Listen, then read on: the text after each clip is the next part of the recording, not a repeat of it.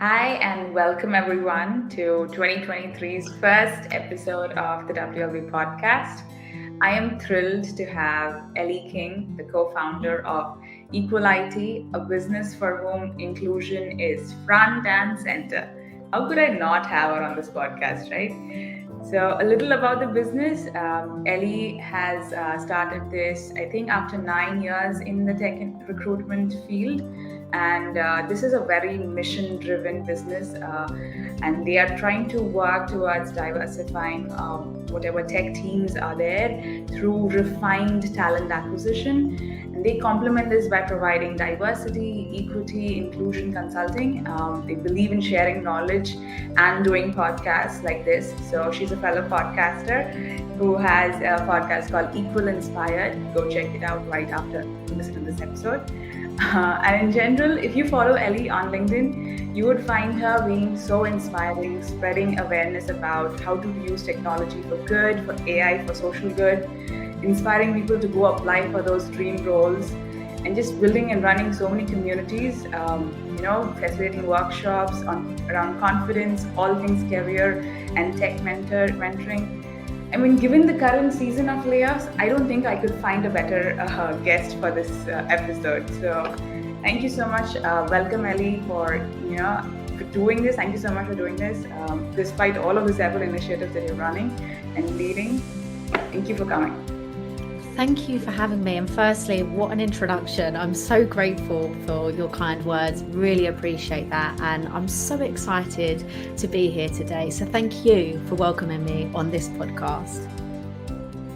So I would just like to get started on, what exactly gave you this idea to start this business? Like, was there any particular moment in your life that you decided that, this is something that I want to pursue on a larger scale and, give my entire time to that? So if I could just begin the story, where did it start from?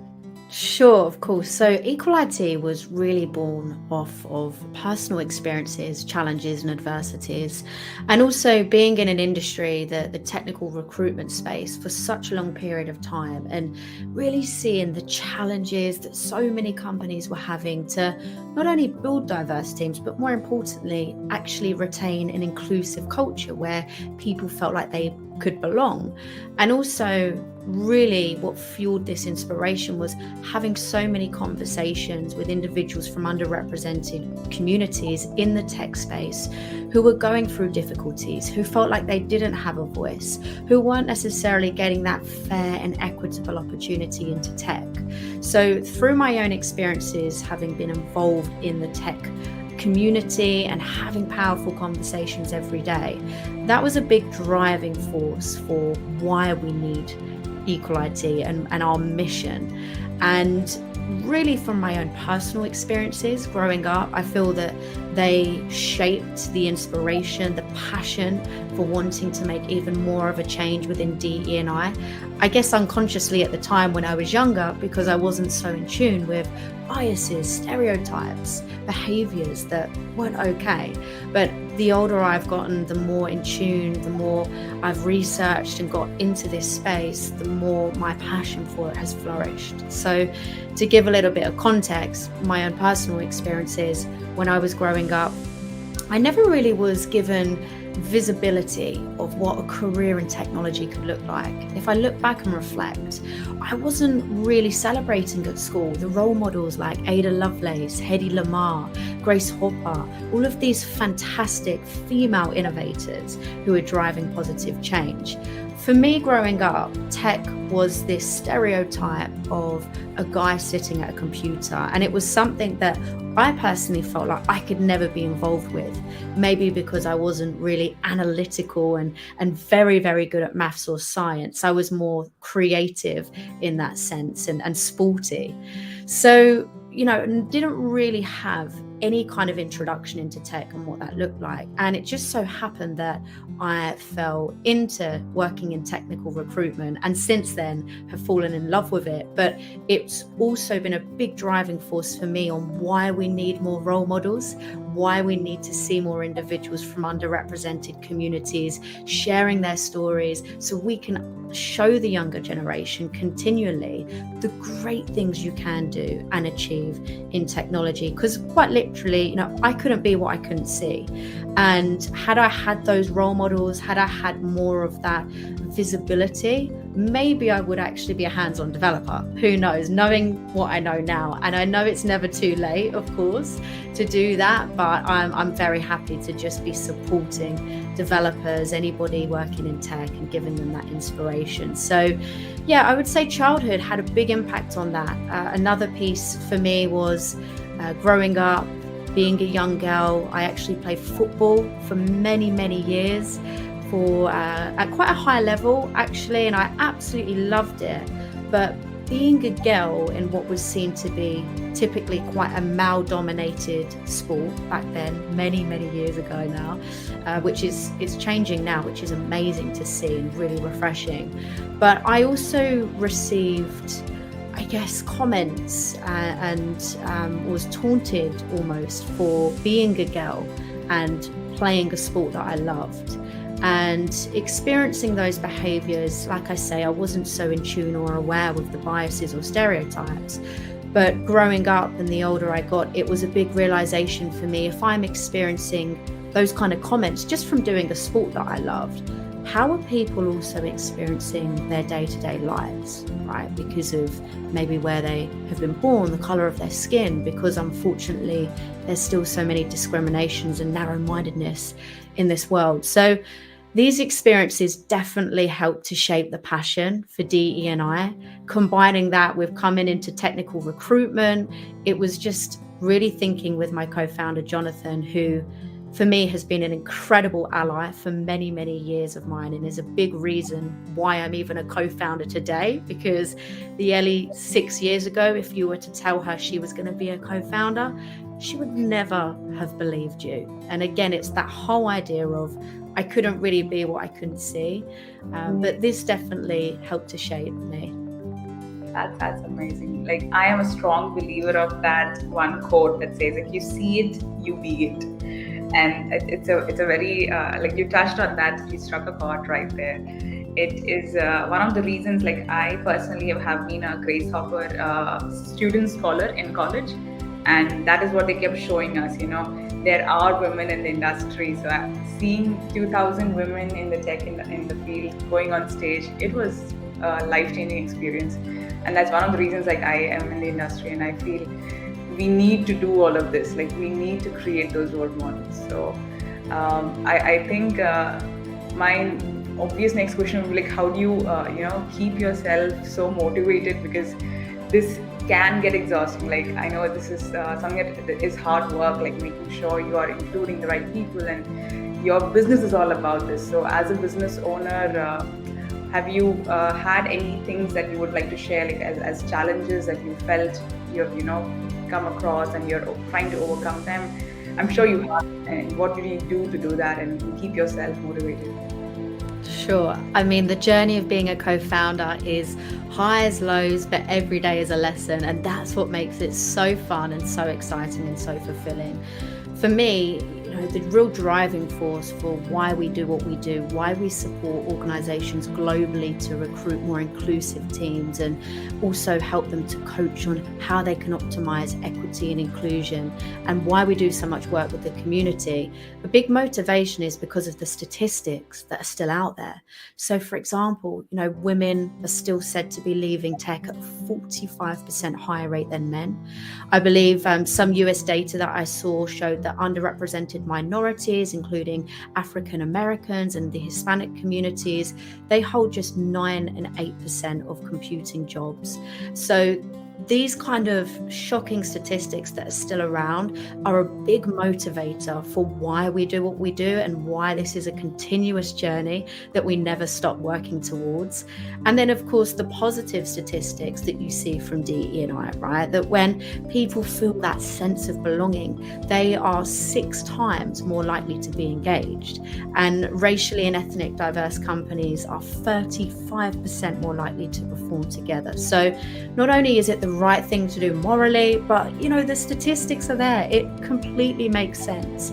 So this is a big motivation for us and driving force. If I'm being honest, from a challenge perspective, there's been a few that I can think of. So initially, coming away from stability when you're being a co-founder, from something that you've known for such a long time, having a steady wage coming in, that's always quite a challenge. So a big, hurdle to overcome initially was, because we are a bootstrapped business, it was making sure that we had those funds to be able to actually live our lives, pay our bills as well. So there was a lot of financial discipline, a lot of sacrifices, which, by the way, have been so worth it. But that was quite difficult and challenging at times, because when we launched Equal IT, which was 2021 in October, me personally, and I know my co-founder also, I had recently got a mortgage on a home. So that's a big financial commitment to have. So having that 2 months before launching a business, it was a bit of a weight on the shoulders, but I made sure I planned strategically and had the savings there, had the vision of what we wanted to do. So that was a little bit of a challenge initially to come over. When we launched, I actually got COVID within the second week of launching the business. So as you can imagine, I had all this energy and excitement to get going, to have these conversations, to share the message of Equal IT and what we're doing. And I was actually really, really ill for about 2 weeks. So it was like working at 20% capacity almost. And it was really challenging and difficult to, again, overcome that mental barrier of, I should be putting all my energy into this now. I've got so much excitement, but I physically couldn't get myself out of bed to do much with it. So that was definitely a challenge.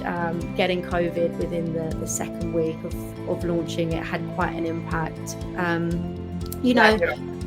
Thank you. Yeah, I'm recovered now, luckily. So that was a good to come out the other side. And if anything, I guess when I felt better, it made that motivation so much more there, and that hunger to want to have great conversations. So these are a few challenges that we had from a personal perspective. But naturally, as we go on in this journey, it's really difficult to see the unfortunate events that are happening currently with so many businesses laying off individuals. So that, for me, from like an emotional standpoint, we're dealing with people, lives, right? And it's very hard to see. So just being able to put an arm out wherever I can, support individuals who have been impacted by the layoffs, whether that be some mentoring, sharing advice on their CVs, anything that we can do to help if we don't have any opportunities that might be aligned to what it is that they're looking for. Absolutely. And thank you so much for doing that. I know a lot of people would definitely appreciate that. So this is, those personal challenges, I am sure everybody who does go on this journey has their own set, and that's actually inspiring to know that things like these actually keep you, pushing yourself towards that goal. So thank you for sharing that.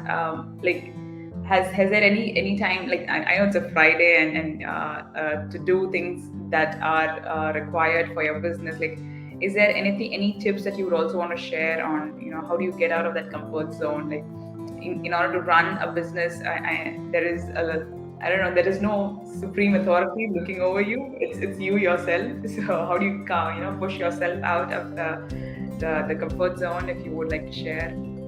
Sure. Yeah, it's certainly not easy coming out of the comfort zone, right? It can be really difficult at times, but it's just having a really stern conversation with yourself and knowing that this has to happen, because no one's going to do it for you. When you're driving a business, when you're a co-founder, you are in control of the destiny of your business. And with that comes the responsibility of putting yourself in positions that might initially feel a little bit uncomfortable. But after a while and after practicing, it becomes so much easier. The magic really does happen outside of the comfort zone. And I personally feel that life is so much more fulfilling when we are nervous to do things. Nerves are a good thing. It shows that we care. And every experience that we have, whether it goes well, whether it goes, okay, that wasn't what I had hoped for, we can learn something from that. So when it comes to coming out of the comfort zone, for me, it's always like, this is going to be a learning experience. No matter what happens, I'm going to take something away from this. To give an example, launching a business was, of course, coming out of the comfort zone, but I've been really fortunate to have such a supportive co-founder in Jonathan, who has always helped me to fight and challenge my own inner imposter, has helped give me that push that I might need sometimes when I'm lacking in confidence and not feeling like I can do things, because that does happen still. We're not all perfect. The inner imposter likes to come and creep up on my shoulder every now and again and get inside of my head. But last October, I actually was invited to the Nordic Women in Tech Awards, last November. And I actually did my first in-person talk in front of a room of over 300 people. And that for me was really coming out of the comfort zone. So I know that we have our own podcast, Equal Inspired, and I've done a lot of virtual talks and workshops. But that whole idea of coming away from this safety blanket of having a screen in front of you where maybe you can have notes and you're not actually seeing the eyes of all of those different people, that was very daunting for me. So at times I felt like, okay, how can I get out of doing this? What excuse can I make, if I'm being completely honest? Because there was just that fear of it going wrong. But it was, again, having that conversation with myself, actually thinking, why am I doing this? This isn't for me. This is to help inspire other women working in technology. This is to try and ignite some kind of motivation and passion inside of them. This isn't about me. The work I do is for the community and for everybody else. And what helped was writing down the things that maybe were holding me back. So, feeling like I didn't have anything to say, or I wasn't sure on a topic, or I wasn't practiced enough. So actually coming up with a contingency plan on what do I need to do to make these factors not as heavy in my mind and as pressing. So it come with a lot of practicing, right? Every single day practicing the presentation I was going to do. It come with just being strategic in terms of how am I going to deliver this? And also it came with speaking with other people. This is a big thing I recommend for comfort zone. Take advantage of the network that you've built and those meaningful connections you have, and actually have a conversation with people. Outright say to them, hey, I know you have a lot of experience in public speaking, for example, and I'm going to be doing my first talk. I'm super nervous. Could I grab you for a 5-minute coffee meet and ask you some questions or ask for some tips on how you do things so well, and learn from others? And the more conversations you have, the more comfortable you can begin to being uncomfortable. So also remember as well that everybody who has ever been successful has once upon a time in their life been having to come out of their comfort zone, right? And they've probably had those same nerves, that same anxiety that you might be having. So just knowing that you're not alone in the journey can be really helpful as well. And remembering your why. Why are you doing this? What is it for? What are you trying to do here? I know those are such amazing tips, because I think I can apply that for even if you're looking for a job, or if you're just trying to do something of your own as a side hustle as well, because both of these it's completely applicable everywhere. If I were to think of somebody trying to do a career switch, they would want to talk to somebody who's already done that, and what nerves did they face. Such amazing tips. Thank you so much. You're very welcome. Well, yeah, I mean, it's not easy. That's the thing, right? There's a lot of fear that comes with it. I remember seeing a graphic about comfort zone, and it was comfort zone, fear zone, learning zone, and then growth zone. So these are the different stages that you're going to go through when you're on this journey of coming out of the comfort zone. But again, the whole point I want to highlight is learning, the learning zone. You deal with challenges and problems, you acquire new skills, you extend your comfort zone, and then you find purpose and you get to thrive and flourish. And I just want to end on saying here that the thought of doing something, the thought that we build up in our mind, actually makes it 10,000 times worse than when you've actually done it. And I promise you now, if you do something that is pushing you out of your comfort zone, you might feel nervous, but you'll feel incredible after you've done it, and you'll just feel amazing.